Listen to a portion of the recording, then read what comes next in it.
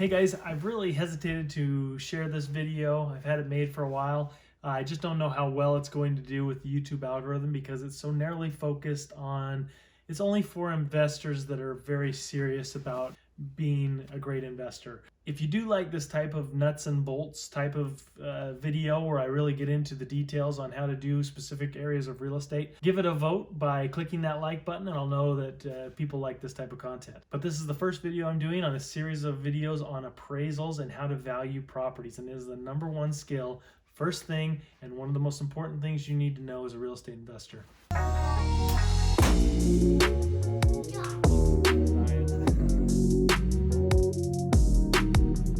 So today we're talking about valuing properties, and it is the most important thing that you can know as a real estate investor. And I think I have a pretty good perspective when it comes to this because I've been an appraiser for around 20 years. I've also been investing in real estate for about 19 years. I've been a real estate broker for around 10 years. I've also built homes and done manufactured housing as well. So with that big mix of experience, I can kind of come to the table and have a really well-rounded approach when it comes to valuing properties.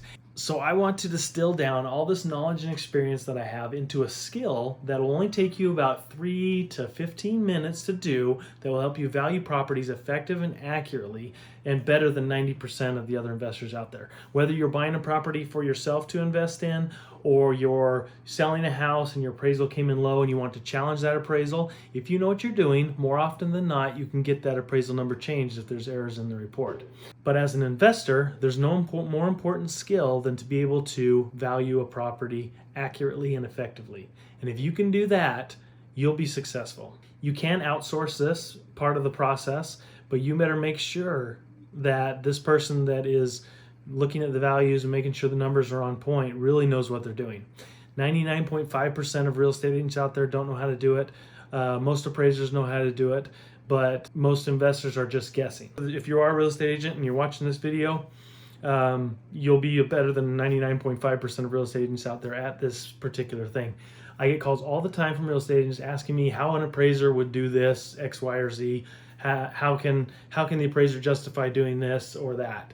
And I'm going to show you that, and I'm going to teach you how to do it, and so you can be confident in your appraisal skills. I started appraising in 2001, and shortly thereafter I started flipping houses, and so I still really got to see how much things cost in the way of repairs.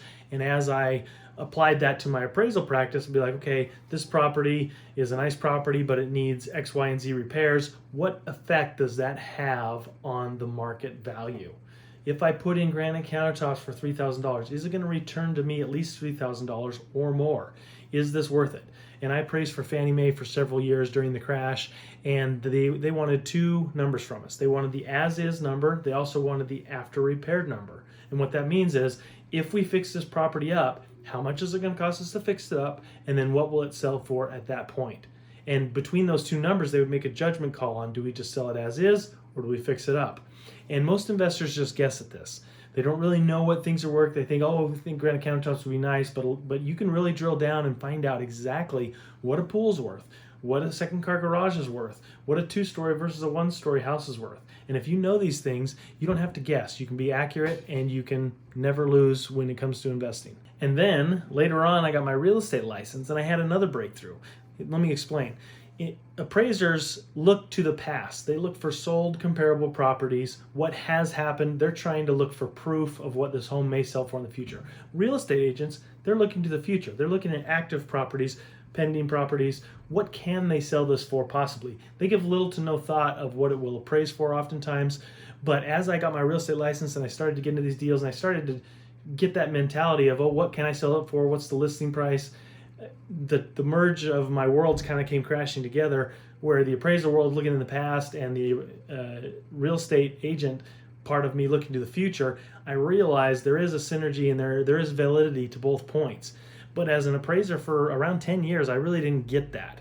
And so I feel like I've become a better appraiser because now I understand both sides of the coin, and the rehab side, being an investor as well and building homes as well. It all comes together to make for a well-rounded appraisal. And oftentimes there's a big disconnect between appraisers and realtors, and there's always fighting. There's always, well, the appraiser doesn't know what he's doing. How could the appraiser even think that? and they have to go back to the homeowner and explain to them why their appraisal came in low, and they really don't know, so they're just kind of making up excuses, blaming the appraiser for X, Y, and Z. But there is particular reasons why appraisers do what they do, and a lot of it is based on what the bank tells them to do. If you're going to buy something with your own money, there's no appraisal needed. But if you are going to lend money or borrow money from a bank, the bank wants to make sure if you default on your loan, can they take this property back and can they sell it and get their money back? So they're in the risk game. They're going to say, hey, what is the risk to us if we do this? If the value is good, then we're okay to lend to you because you've got a good credit score. So the bank sets the rules. They say, we want comps within 6 months. We want comps within a mile. We want comps that are very similar to the subject. And so agents don't get a lot of that understanding, and even when they do, they don't understand that we're comparing apples to apples. And a lot of times agents are comparing apples to oranges. And that's really what the appraisal process comes down to in the end, is comparing apples to apples. The point of this whole video is to show you the difference between the different apples, what makes an apple different than an orange when applying that to real estate. So when doing an appraisal, like I said, a lot of it's up to the bank, but if you are an investor, it's going to be up to you on how you come up with this value. But if your end goal is to rent out the property, you're going to want to take the bank's considerations into mind, because down the road, these will come into play. And I see a lot of investors going out and they buy their first property and they're very excited, they're doing their thing, and it's not until the very end of the process that they realize that they made a mistake. They overvalued the property or they underestimated the repairs, and it can really cause a lot of problems.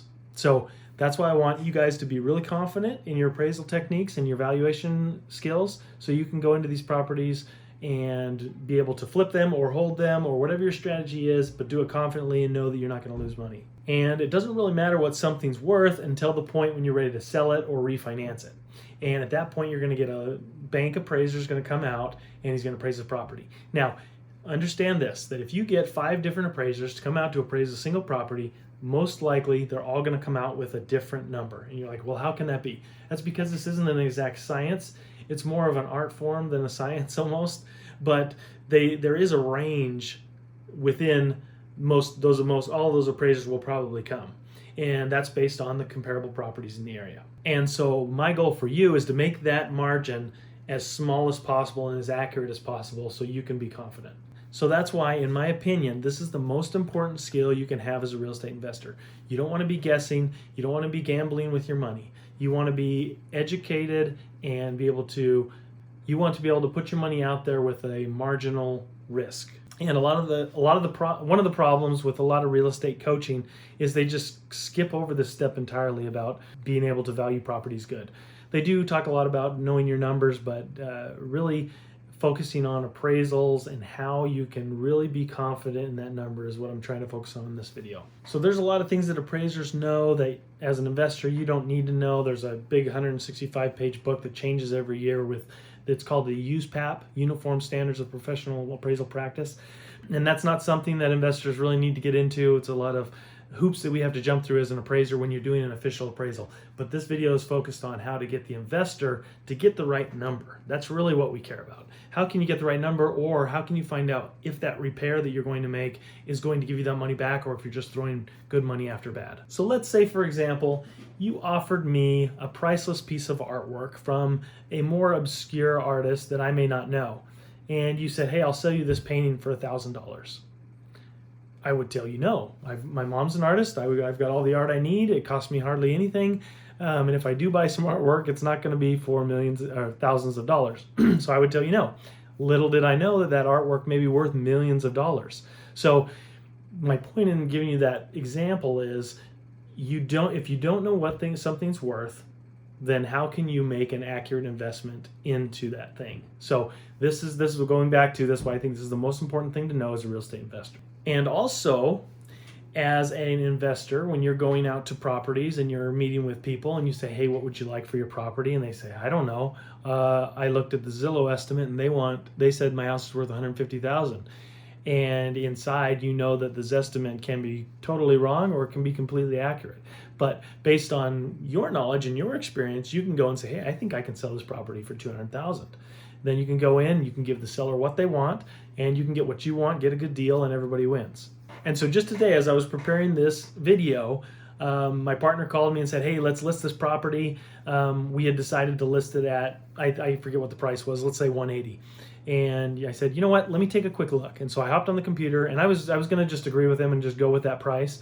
But I hopped on the computer and looked, and I realized the values had gone up significantly in this area on this type of house over the last few months. And I said, you know what, we really can get another $10,000 out of this property. Just by having this skill and spending 5 to 10 minutes looking at the value, I was able to make us $10,000 on this property. All right, everyone, like and subscribe if you like this type of content, and keep me posted on any questions you have in the comments below, and let's get the conversation started.